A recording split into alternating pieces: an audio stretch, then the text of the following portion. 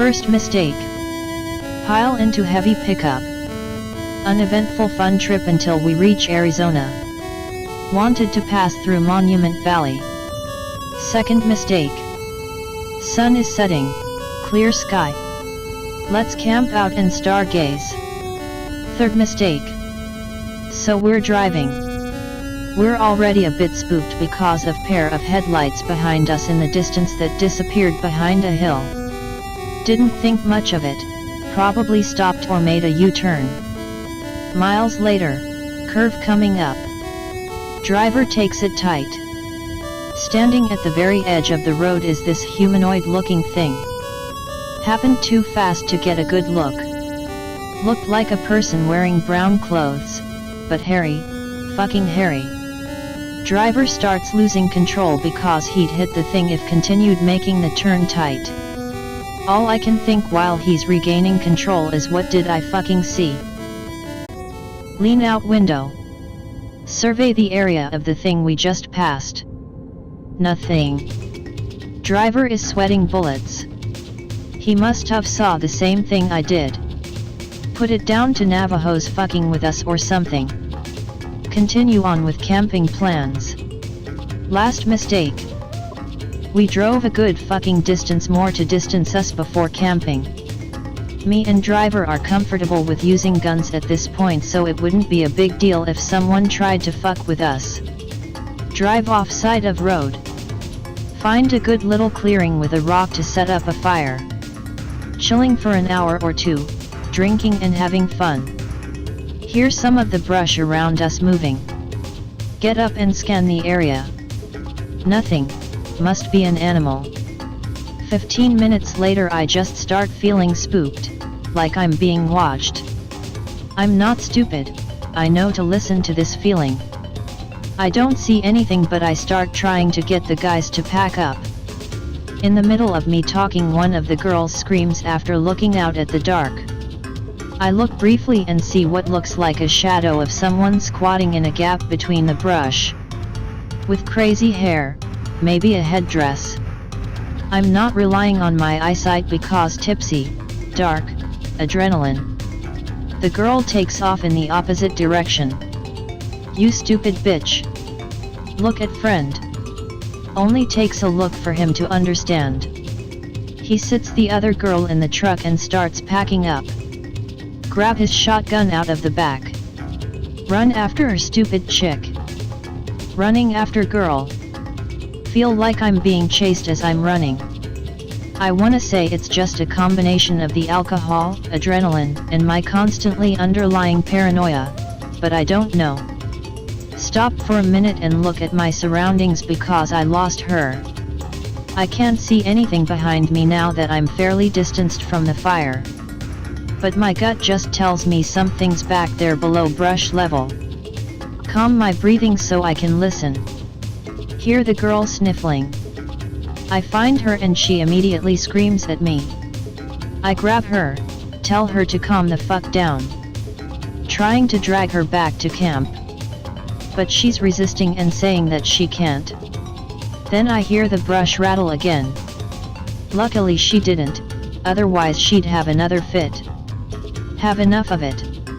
Grab her and yell, I need you to woman the fuck up so we can get the fuck out. I get her to start following me back. All of a sudden I see my friend and other girl running to where I would be if kept straight. Yell at him. He sees me and comes over. Ask him what the fuck. He says I don't know, we heard people walking and.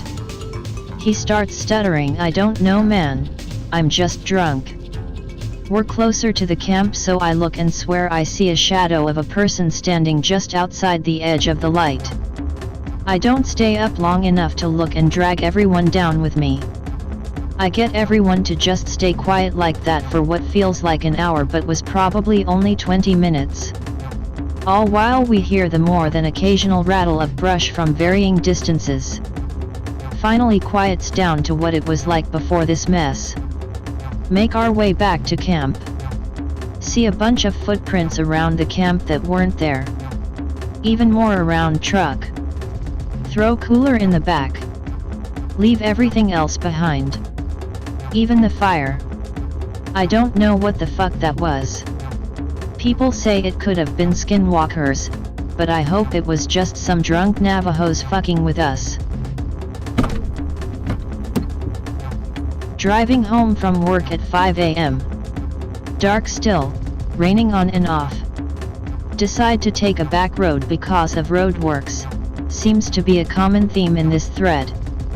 Driving further into forest. Realize I've missed turning, probably because it's fucking early and I'm tired as a nun's dildo. Drive further into the forest as it leads onto another road which I can take home.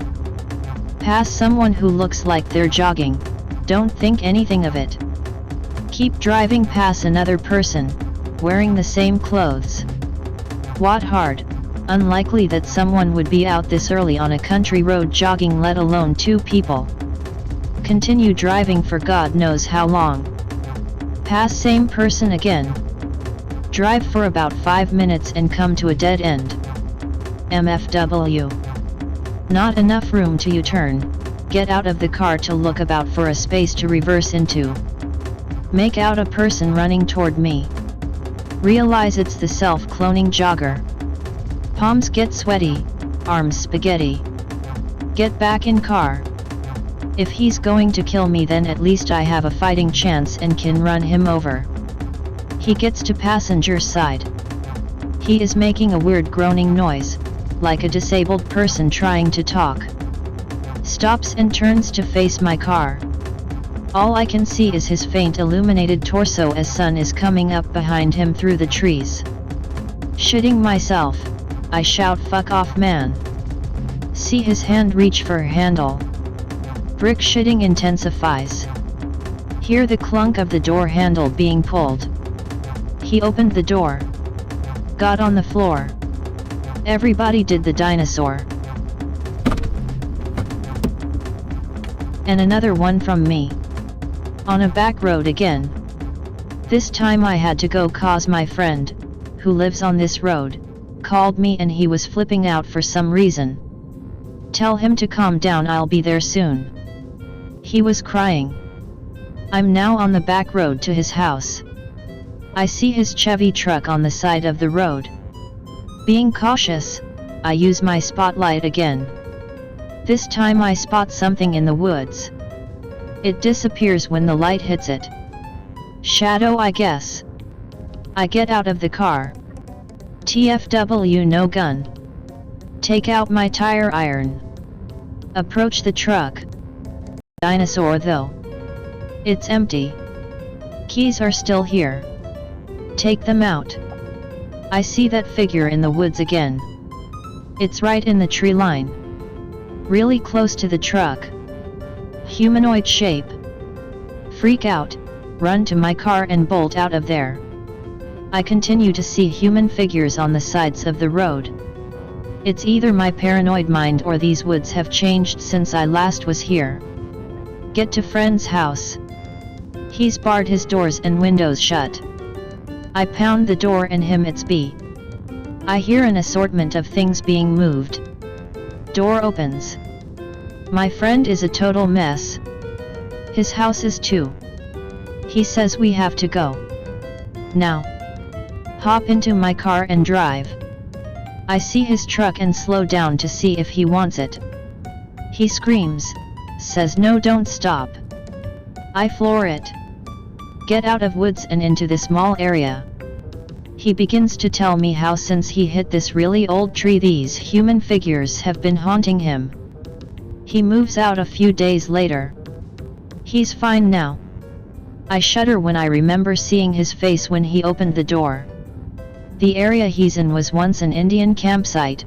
I think he said himself that the camp burned down and there were no survivors. I'm guessing the tree he crashed into was a significant thing to the Indians, which caused the spirits to torment him. My father was a military trucker in the Soviet Union in the 60s. This is probably his creepiest story. First of all, the Soviet government tended to ship stuff discreetly, usually not telling anyone what was in what they were shipping. and disguising sensitive shipments as food, or other such stuff. Anyways. Massive metal box. Said it was around 10 perfectly square. One entrance, had a door with one of those naval door type things on it, like pick related. Is given some other stuff, nothing really that exciting. 2 days later, middle of the night driving north of the Caspian Sea. Starts hearing his engine start to sputter, but fucking loud. Stops the truck. Banging continues. Realizes it's the fucking box. Is pretty fucking spooked by this. Dad can't really do anything since it's a government job. Keeps driving. Banging continues. A couple miles later it stops. Dad is relieved, continues driving. Drives through the night. Stops at his assigned checkpoint to sleep for the day. Getting drunk at a bar in town. 6 soldiers walk into the bar. Apprehend father. Interrogate him. Call him a traitor, etc. etc. Turns out whatever was in the box escaped. Dad realizes why the banging stopped. Tells them around where it stopped. About a week later, Dad hears stories of a slaughter in a small town right where the banging stopped. The first word-of-mouth stories called it an up-here. The later state propaganda just passed it off as freak series of wolf attacks. My dad resigned as soon as he could after that, and then defected through the Finnish border. So close in time frame to the diet love pass shit. 7 spupify me.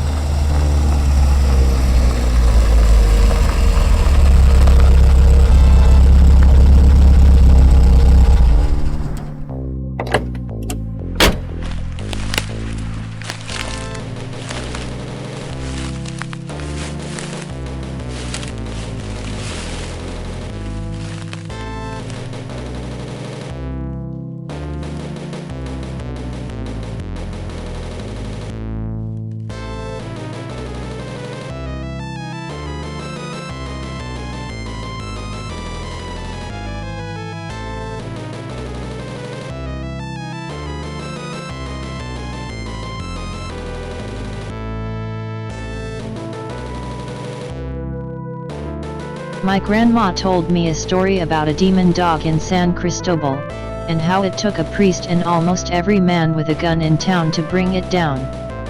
She and her sisters managed to catch a glimpse of the commotion from their balcony, and how the beast kept growing in size and burning the stone it steeped on. Well, apparently they heard the commotion going in the southern part of the town. Sometime after, some men told their dad and 2 older brothers to bring their guns to a manor in the southern part, over a wild animal terrorizing some women. My grandfather told them to bunker up, but my grandaunt managed to sneak from the balcony, and got the other sisters to see what was happening from the 2nd floor. They caught glimpses of a horse-sized animal engulfed in green flames, that kept charging at people as the men followed and tried to shoot it down. They chased it out of sight, but my grandma said she felt sick after seeing it, almost as if it wasn't meant to be seen, in her words. I never meet my granduncles, they died before I was born, but every one of my